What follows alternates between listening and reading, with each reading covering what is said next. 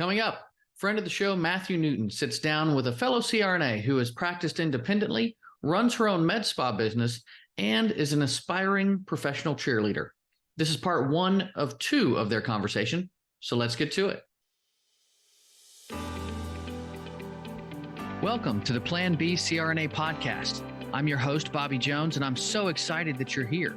The Plan B CRNA Podcast is the only show made specifically for nurse anesthetists who are exploring options outside of their traditional career paths. This is the place to expand your mind and your goals as we uncover new ways to produce side income together. Join me for some honest, unscripted discussions with other CRNAs who are transforming their financial lives. This episode is brought to you by On-Call Capital. On-Call Capital is dedicated to educating CRNAs and other healthcare providers about investing outside of the traditional stock market. On-Call Capital also provides opportunities for you, yes, you, to create passive income and generational wealth while also lowering your taxable income through investments in the apartment and alternative investment spaces. If you haven't hit subscribe yet, make sure you do that right now so that you don't miss an episode. Thanks so much for joining me today. And now, on with the show. Hello, welcome to another Provider Spotlight episode of the Plan B CRNA Podcast. Today, I have a special guest for you. She started her career as an ICU nurse at Emory in Atlanta, graduated from anesthesia school in 2015. Her first position outside of anesthesia school was an all CRNA practice, where she used it to refine her skills as an independent provider. And in that setting, she's done hearts and neuro, office-based anesthesia, pretty much anything you can imagine. She's also incredibly active in anesthesia leadership and a major advocate for our profession. She has since embarked on her own entrepreneurial journey and started a successful aesthetics company. She's also an aspiring professional cheerleader. I'm proud to introduce you to Amanda Fowler. Amanda, it's great to have you on. Thank you. It's great to be here. So jumping right in, tell me a little bit about your life and career as a CRNA. What kind of setting do you work in, and what made you want to be a CRNA? Oh, Lord. I've had these questions over the years by students, family members, friends, and we all have our own reasons for why we chose this profession. A lot of CRNAs, it's actually a second profession. So we have our own reasons for why we did what we did.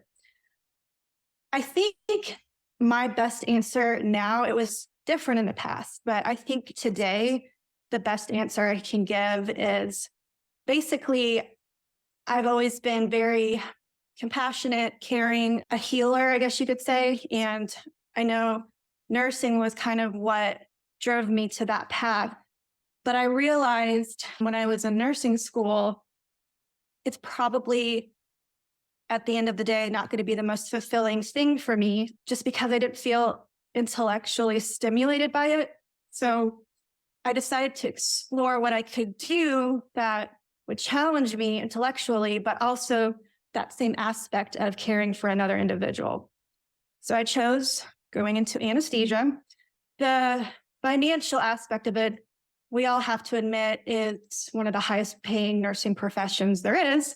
So that's a bonus, right? A lot of people were pulled into that path because they could be financially stable. It was an important factor, but it wasn't the most important for me. So now, today, to answer your question, what I currently do, I have established my LLC. I've been working under my own business for about 2 years now. A good thing that I guess you could say before I established an LLC as an independent provider is I worked in so many facilities, offices, I mean, you name it, I worked everywhere. So I made a name for myself. It was not something I was necessarily planning on doing, but it's kind of just how it all worked out.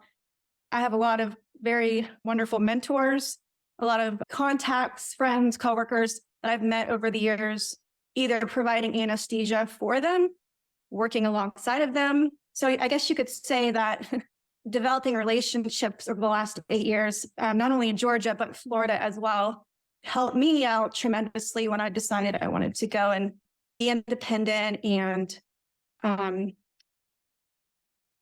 make my own schedule, figure out what kind of setting I enjoy best. It's really difficult, I think, from what I've seen over the last few years, for a CRNA to, tell themselves, I'm going to go independent. I'm going to leave the hospital. I'm going to leave a regular 9-to-5 surgery center job.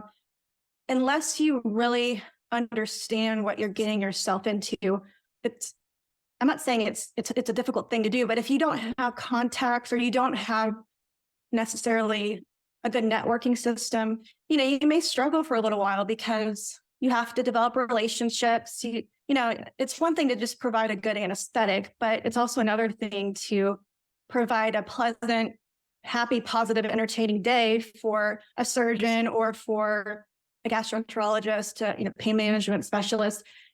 I think it's something that we don't really talk about, but part of our job is to entertain and to be someone that they can talk to throughout the day. If you're just going to be, a solo provider at a certain facility, or if you're in a surgery center and you're one of, the only anesthesia providers or one of the very few anesthesia providers, a lot of times, if you're quiet or you're just kind of reserved, it's not necessarily a good thing for you as an independent provider, because part of that, I guess you could say, part of that responsibility is you have to have a good personality. You have to be able to be relatable, personable. Otherwise, you're not going to really be remembered. And if you're doing short contracts, you have competition. And most of the time, surgeons or anyone else that needs an anesthesia provider, they tend to prefer those that they remember. Yeah. Yes, if you provide a good anesthetic, that's wonderful. But if they don't remember you, they're just kind of lost in the pool of independent CRAs. So it's funny you talk about building a brand, and you don't, when you first start your career, you don't really realize that. But one of my things I would say is your network is your net worth. And I did the same thing on accident, essentially, over the years, to where, I had my own anesthesia company, and I've held many different roles and wore a lot of different hats, to the point now to where, when people are looking for jobs or when they need advice for their career or any of these things, they seek me out, which is, which is interesting, because, it's like, I can't tell you, I get tagged on Facebook almost every single day when it comes to something in real estate or when it comes to something in the anesthesia world. And you meet some of the most interesting individuals who, you can help and they can help you right back. So you build this network, and it's really wonderful for your professional career. So I completely agree with there. So one of my favorite questions I like to ask people is, what's your driving force? So why do you do what you do? What's your main goal in life? You're not the only one that asked me that, because I guess in a way, my decisions and my path I've chosen over the years isn't conventional. I don't do things by the book, and I'm not a cookie cutter type of person. I do things very out of the box and kind of weird sometimes, but it's who I am. I've always been an independent thinker, and I'm not afraid to stand up to bullies or those who treat other people disrespectfully, abusive. And as you, I'm sure, know, in our world, that can tend, I'm not going to say it happens all the time, but it can be an ongoing cultural norm that's accepted. Anesthesia providers, they have that saying, blame it on anesthesia, blame it on anesthesia. Ha ha ha, we're all laughing about it. But in the end of the day, it's a serious matter that I don't think a lot of people discuss out loud. It's emotionally and mentally draining sometimes in certain settings, whether you're in the OR or you're managing multiple patients solo at an independent facility. There's a lot of pressure and you have a lot of responsibility. And when you add yelling and belittling and making someone feel worthless or less than they are, it can become a lot to handle at the end of the day, especially if you're accustomed to seeing that kind of culture over and over again. One of the things that I discussed in my recent interview with AANA was, I guess you could say, one of the aspects that I did not like about anesthesia was that culture. I've always been a very positive, happy person. I've always been very supportive of others, and I've always worked on a team very well. I was in sports and athletics most of my childhood and well, pretty much up until college. So I'm very team oriented, and to step into a career where, like I said, not all settings, but most settings, you will see this abusive culture. I couldn't, it was not for me. I couldn't do it anymore. It made me feel like everything I had accomplished thus far was not enough. I was always feeling like I didn't do what I was expected to do. I wasn't the best. I wasn't perfect. And I felt, like I said, very belittled and disrespected. So one of the reasons that I discussed this with AANA was I decided to figure out what I can do in the anesthesia world as an independent provider, practitioner, where I'm not placed into that setting anymore, and I'm able to work for myself. I'm able to decide what kind of culture and what kind of environment it is that I work in, and actually be the one to create that culture and that positive, happy environment for patients. So to answer your question, it's not the entire ingredients of the decision in order, for me to decide to open up my own practice. It's just one of the things that I thought about for a long time was, I went to school for this. I did a lot of research and put a lot of time and work into this profession. I should not just decide to just leave and quit. I try to figure out what I could do as an entrepreneur to help other people, our patients, and for me to be able to call the shots and create a culture and an environment where coworkers are happy, patients are happy, and I'm doing something good and positive. So I guess you could say that's kind of a little bit of a highlight of why I'm doing this.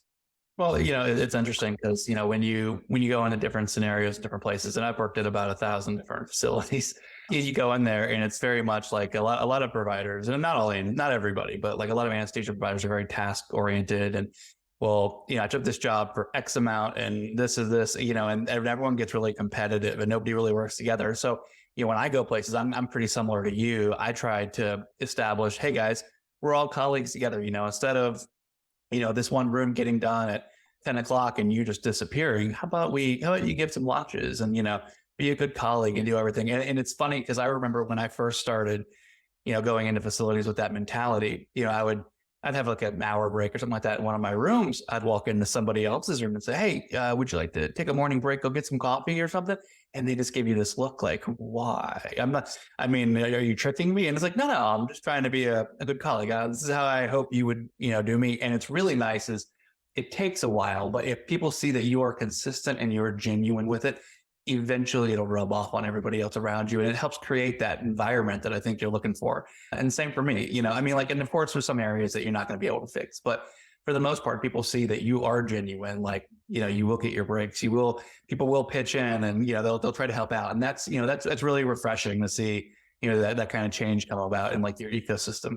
So as far as your aesthetics company goes, med spas are kind of all the rage. It's a really competitive industry. What are you doing to set yourself apart from the other med spas and, aesthetics companies in the area? Well, like you said, it's very competitive. And believe me, I'm a very competitive person. I think most of us are. We're all type A in at least a little bit, right?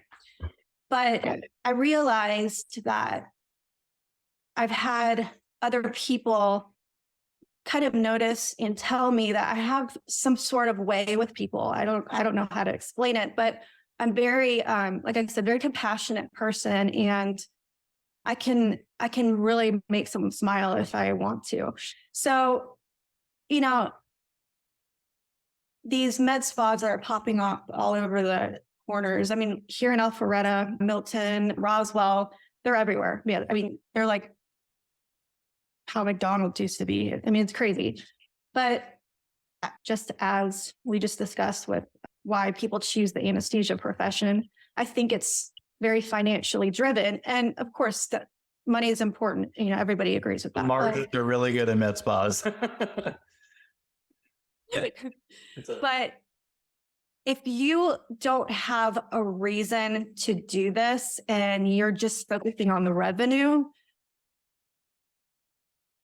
you're going to become like everyone else, because you're not going to put your effort, you're not going to put your all into it. It's not going to be something that you can call yours and will be a reflection of you. If you're just opening a med spa and then you're hiring your employees, you're doing what you need to do as a business owner, and you leave it at that and then go move on to your next business endeavor.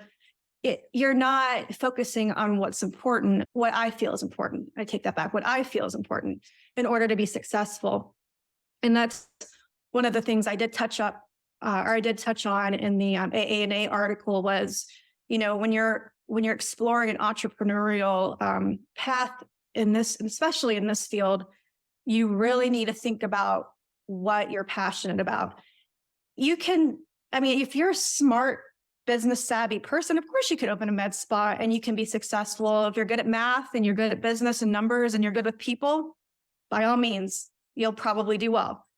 But if you're not passionate about why you're doing this and really the results of what you see after the fact, and that sense of making someone else feel better about themselves and possibly being able to do more in their lives, accomplish more, relationships, careers, life in general. If you're not feeling that sense of satisfaction, you're going to lose that driving force you originally had to open up something like this. And you're going to end up, it's just going to be money. It's just going to be a financial transaction. And I guess you could say that's what I feel sets me apart from all these other business entrepreneurs in this industry. But who knows? I could fail big time. We don't know. That's the scary part about starting your own business. It's a risk. You have to be comfortable taking risks. A lot of people that have come to me and asked me, how do they start? Like, how do you do this? The first piece of advice I give them is, well, are you okay with the risk? Are you okay taking risks?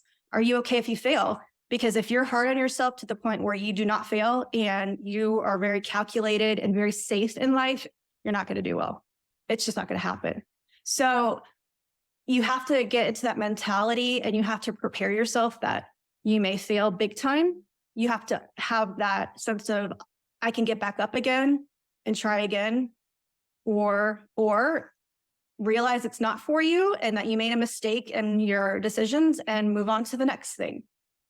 You have to have a certain mentality and a certain understanding of what you're getting yourself into first. Otherwise, it's just not, statistically speaking, it's not going to be successful.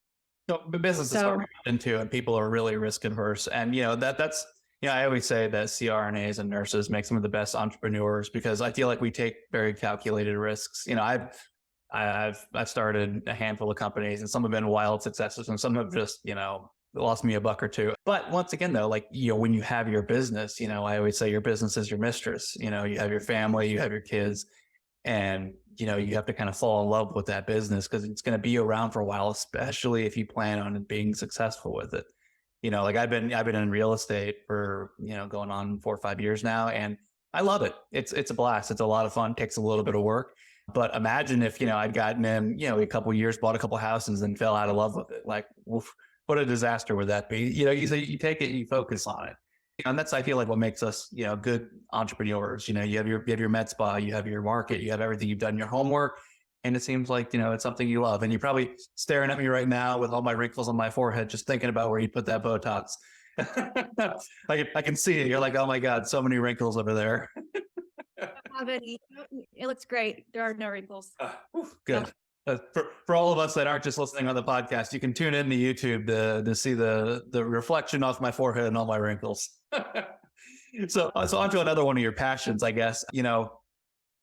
You are looking into being a cheerleader, a professional cheerleader at that, which is very, it's very impressive. So I guess tell me a little bit about your decision to go from propofol to pom-poms and, kind of what's your inspiration? What's going on with this? That was creative. I loved it. That was a very creative line. Wonderful. I'll never forget that one. Cheerleading. Wow. Where do I start? So I guess you could, to best explain my recent decision to enter the world of professional cheerleading, I guess you could say a huge motivational factor behind it was I had a little bit of a period in my life a couple years ago. I kind of had to stop and reset and figure out what I was doing with my life and if I was happy in the way it was going, the direction that it was going.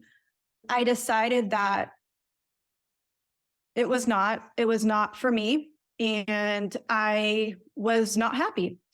I had to think back in a time where I felt happy, I felt like myself, and I knew that during that time of my life in college, having something to be proud of was a huge push for me to go do better things and to be successful in life and to do the best that I could do and be the best person I could be. So in order for me to, I guess you could say, take this huge step and this huge risk in opening a new business, I needed to get back to that original motivational, I don't want to say hobby, but motivational side gig in my life. I was a dancer for my college dance team when I was in Georgia College and State University. I was on the dance team for about 2.5 years, and it was a wonderful experience. I had danced my whole life. I did cheerleading a little bit in high school. I was on a professional all-star team in high school. I really enjoyed that as well. But I guess you could say the thing I was most proud of in regards to athletics was when I was on that dance team in college. So I decided, since I did not choose to go from a college dancer and start auditioning for the Hawks, the Falcons, NFL, NBA, all of that, I decided to go to college instead. I decided to go and pursue my career after college. I missed out on that part of my life. That's something that I had always wanted to do in the back of my mind. And I never had the ability. We all get busy in life. We move on to our careers. We have a family, we have children, we get married. And I always regretted that I didn't take 1 or 2 years off after I graduated college to go and continue my dance career. I was this close to auditioning for the Hawks right after I graduated, but I decided it was not financially or maybe the most, I guess, intelligent decision. So I just chose the normal conventional path. I went and started my nursing career. So to rewind and go back to your original question, I had kind of, like I said, a moment recently over the last, I guess you could say, over the last year, I decided to try to go back to that mentality and that mindset that I had during that time. It was dance was a huge way, or I guess you could say it was a conduit to me having like inner peace and happiness. And it was a wonderful thing that I did for myself. I was happy. I was proud. I was very athletic. I was in very good shape. I enjoyed entertaining others and making people laugh and smile. And it was a wonderful experience. So I decided, you know what? After doing a little research and just seeing these days how the Hawks are and how the Falcons are after 13 years, almost 14 years, I'm sure things had changed a lot. So I had to start researching and figuring out if this was even a possibility. I never stopped dancing. I have a dance studio in Alpharetta that I am very good friends with the owner, and she is a wonderful support of my dance life. I have some wonderful instructors and I guess you could say co-dancers that I dance with on a regular basis. And I have a lot of support in that dance community. So I've never stopped dancing, but me ever thinking about going professional was just, completely out of the picture. So after my research and after figuring out that wait a second, this may not be what I thought it was. I realized that today the Falcons and the majority of the dancers on the team are all very smart, hardworking professionals, just like we are. There's been about, I guess you could say, over the last couple of years, the statistics of the amount of nurses on the Falcons it's astronomical. You would never believe that. I would say at least maybe 30% of the Falcons are in a nursing profession. That's interesting. So what does the time commitment, I guess, look like for a professional cheerleader? Is this a 40-hour-a-week job? Is this, I guess, is it hard to get on the Falcons or the Hawks or any of these? Very, very, very difficult. Boy, do I have my work cut out for me. I knew it was going to be a difficult process. Any competitive NFL team, NBA team, I mean, of course, you're going to have to be very athletically inclined. You're going to have to be in wonderful, perfect shape. The other aspect of a professional cheerleader is also the ability to be very personable with others, be able to articulate what you're trying to express when you have interviews. To make things simple, you have to make sure others like you. You have to have a good personality. You have to be charismatic, relatable, giving. A lot of charity work is involved, not just appearances, but charity appearances. So you have to have a good heart. So you have to be a very well-rounded individual. There's a lot of aspects of a cheerleader in the NFL. Different teams vary on their requirements, or I guess you could say their usual selection of dancers.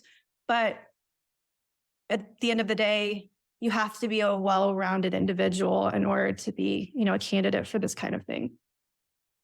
Interesting. Yeah. So what's the salary look like for a cheerleader? Is it a life of luxury where $200,000 a year and rich vacations and famous people and hanging out with the football players? Well, some of that. Some of that. A little bit of the end of that. A salary? No, you do not do this for a salary. Forget it. I think the Falcons currently, they are providing $100 per home game for the cheerleaders. So you can make $100. You go to your required home games. The Dallas Cowboys, I believe it's $150. So they do a little bit better.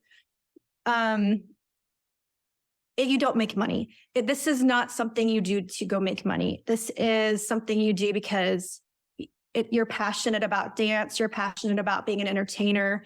You're passionate about, like I said, being a spokesperson of something you believe in, whether you're helping at a children's hospital or you're doing something in the community. It's volunteer work, believe me. And if you're not willing to give your time for, unless you're compensated, forget it. You won't be happy, because a lot of what is required is volunteer work. Now, can you be a little bit more financially smart and use your, I hate to say these terms, but use your short-term celebrity status or whatever you would like to say as a way to make money? Yep, you can. So a lot of times you will see the cheerleaders are offered to, do photo shoots or be in magazines or clothing brands. I've seen one cheerleader that I think she worked a deal with like a major clothing brand. So there are opportunities if you're driven and that's kind of what your motivational decision is. I guess you could make some good money, but most of the time that's not what you're signing up for. It's not, I'm going to go and, be rich and famous. Forget it. No. So it sounds like, you kind of dispelled the ditzy cheerleader myth that, people, straight out of college, 18 to 20-year-olds are going right in.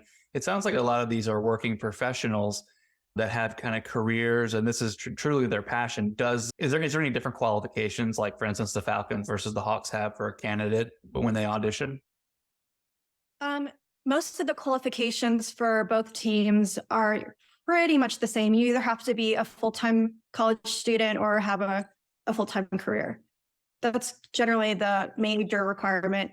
you have to be, athletically fit. You have to make sure you take care of yourself. That's superficial, but it is how it is. You have to be aesthetically pleasing to the eye to be out there as a cheerleader for any type of sporting event. So I'm front runner right now, just being moderately overweight, and male. I'd be the bottom of the pyramid though, right? That's Now on their website or in the paperwork that that you're emailed, do they say you have to be a specific weight? No, that's not a requirement. You do not have to be a specific height.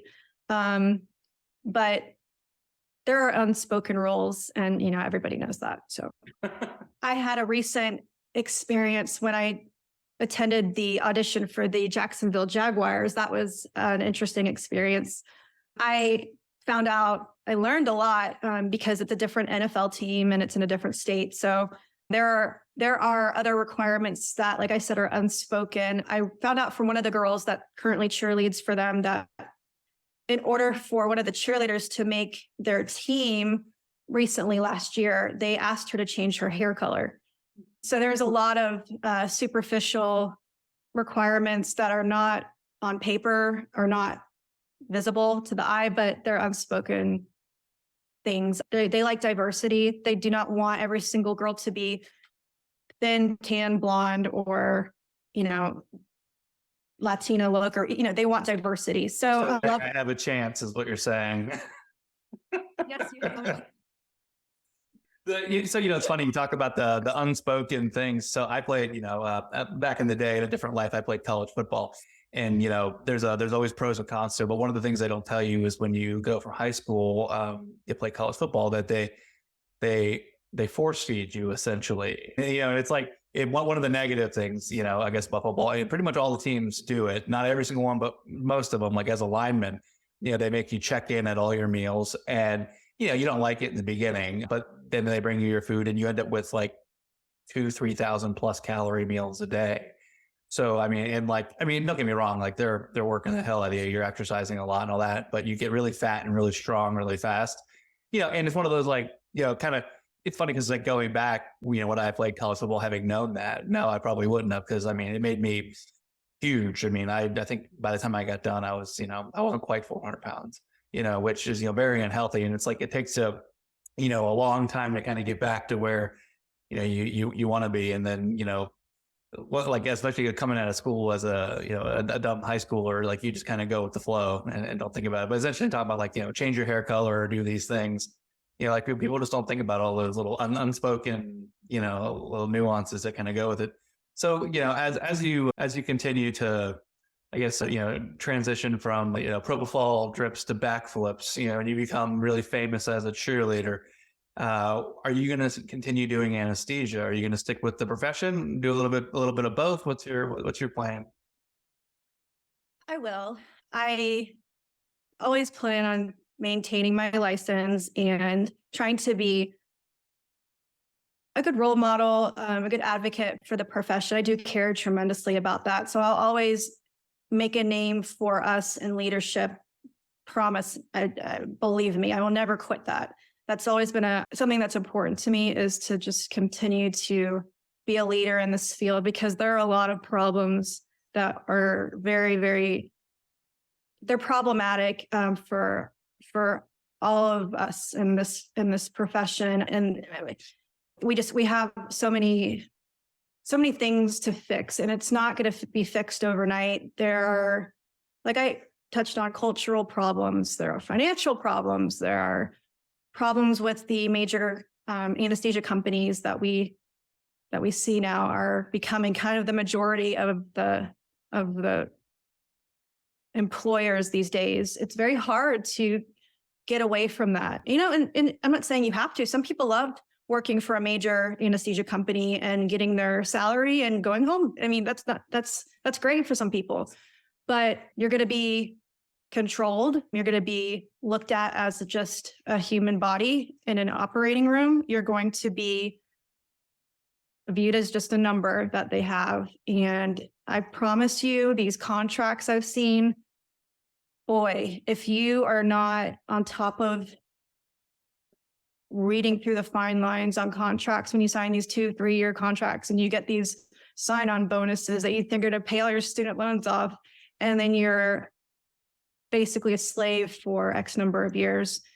It's important for others to know this first, because it's not fair to especially new baby CRNAs coming out of school. I actually used to do this with a friend of mine when I was in the hospital. The last hospital position I had, her and I would review the contracts of the new brand new CRNAs that we're signing on, just to make sure that we were protecting them. I think that's incredibly important. Yeah, there are a lot of predatory style contracts out there. And it's funny because, having written contracts for CRNAs a lot, I always tell people, like, here are the pros of my contract, here are the cons of my contract, let's discuss it. Nothing's set in stone. We can talk through it, because I want it to be fair for everybody. When I was training as a CRNA, a significant part of my education was about professional advocacy, but that normally meant advocating for our overall profession to other interested parties. And that makes me appreciate what Amanda is doing that much more, because for her, it's more about advocating for her fellow CRNAs, the people that she knows and cares about in her life. And it's obvious that this comes from a deeper place for her. I believe that those who run med spas are truly trying to help others feel better about themselves. And as Amanda said earlier, cheerleading isn't exactly about making money. It's much more about the charity and the compassion involved. And I think we could all use a little more compassion in our own lives. That's going to do it for today's show. Make sure you tune in next week for part 2 of Matthew and Amanda's discussion. This is Bobby Jones signing off. Till next time, stay safe and take care of each other out there. Thank you so much for joining me for another episode of the Plan B CRNA Podcast. If you haven't already subscribed and reviewed the show, I'd be honored if you took the extra time. It really helps to expand our reach and get the word out about the show. If you're a CRNA who is interested in sharing your story on our podcast, I'd love to have you. Please email me at bobby@oncallinvestments.com for more information. This episode was brought to you by On-Call Capital. They are dedicated to helping providers like you develop passive income and generational wealth through investments in the apartment and alternative investment spaces. Feel free to check out their website at www.oncallinvestments.com and subscribe to their free educational email series. You can find On-Call Capital on Facebook, Instagram, and Twitter. You can also check out our YouTube page, where you'll find all of the show episodes along with other educational videos. Thanks for listening, and we'll see you on the next episode.